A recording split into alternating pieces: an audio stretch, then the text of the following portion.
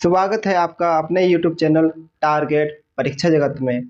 आज के हम वीडियो में जानने वाले हैं दर्पण का सूत्र क्या होता है और रेखीय आवर्धन या आवर्धन क्या होता है। जैसे कि आपको मालूम है जो चैप्टर चल रहा है वो 10th क्लास का साइंस और उसका पहला चैप्टर प्रकाश का परावर्तन और अपवर्तन ही है। उसके पिछले के टॉपिक करते करते आज हम दर्पण के सूत्र और रेखीय आवर्धन पे आ चुके हैं। तो समझते हैं पहले कि दर्पण का सूत्र होता क्या है। तो सबसे पहली बात समझिए कि हमने पिछली वीडियो में आपको फोकस दूरी के बारे में बताया था।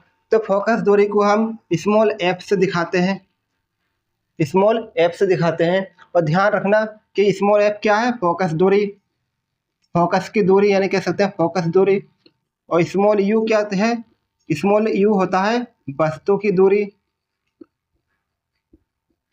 वस्तु की दूरी। और स्मॉल वी होता है प्रतिबिंब की दूरी, प्रतिबिंब की दूरी, प्रतिबिंब की दूरी। सही, ये चीज ध्यान रखनी है, याद रखनी है। अब हम समझते हैं कि दर्पण का सूत्र क्या होता है। तो दर्पण का जो फॉर्मूला होता है वो होता है 1/f बराबर 1/v प्लस 1/u। इस फॉर्मूले को ध्यान रखना, इससे हमारे काफी न्यूमेरिकल होने वाले हैं। यही नंबर हमको दिलाएंगे इस चैप्टर के अंदर। तो दर्पण का सूत्र क्या होता है, 1/f बराबर 1/v प्लस 1/। दर्पण का आवर्धन या रेखीय आवर्धन होता क्या है।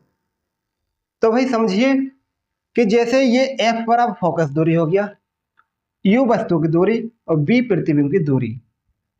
जो I होता है कैपिटल I, कैपिटल I को हम दिखाएंगे प्रतिबिंब की लंबाई, प्रतिबिंब की लंबाई।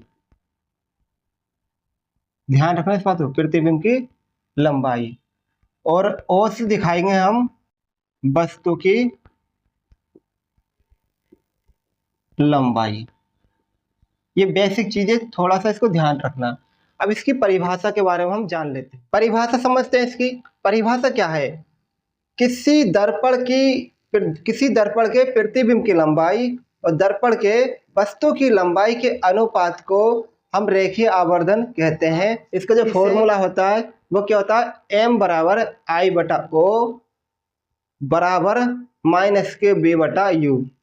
यानी कि तो पहला फॉर्मूला बनेगा वो बनेगा m बराबर I/O बराबर में -v/u। या फिर कह सकते हैं कि m बराबर I/O, एक फॉर्मूला ये बना। या कह सकते हैं कि m बराबर -v/u। या कह सकते हैं कि I/O बराबर -v/u। ये फॉर्मूला हमारे रेखीय आवर्धन या फिर आवर्धन क्षमता कह सकते हैं इसको, इसके लिए फॉर्मूला हमारे बन चुके हैं।